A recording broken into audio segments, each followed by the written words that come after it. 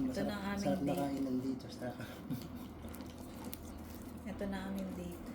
Ah, oo. Malulis na lang. Sarap pinapasal. Sunday off ko nga po yung Tuesday pa eh. Thursday pa eh. Hindi, sabi ko. Ano ba? Anak mo may music ka? Yung edit. Nagbibidyo ko kasi ano. Bakit sa vlog mo mami, narinig akong bata. Yung anak ko po yun, bunso. Minsan may mga customer na may dalang bata. Eh, hindi po naman natin yun mapigilan, ma'am, ang ano.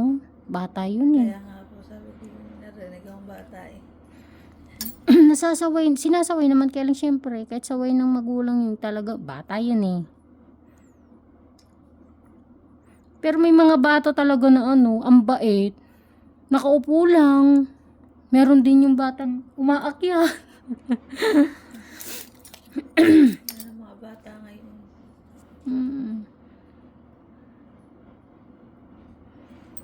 Mahirap sawayin. Ako naman eh, walang problema kung may dala kang baby or bata. Basta kaya mo siyang i-handle. At hindi siya, Ang bata, makikiroro po.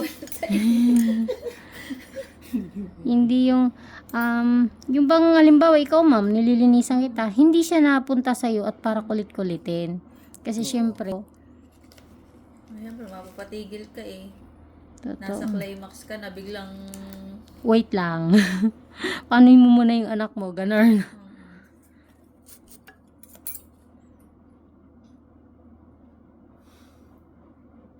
Bumaluktot ma'am. Masakit ano po?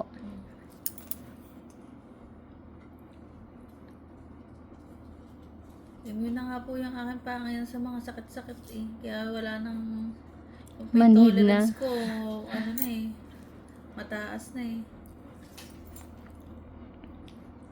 Walang ba talaga kayo, ma'am? Ah, Kabuyaw po, Ay, sir. kabuyaw. No? Ay, dito lang po kami nakaano ni mister. Pero, Luzon at Mindanao po ang layo namin. Okay.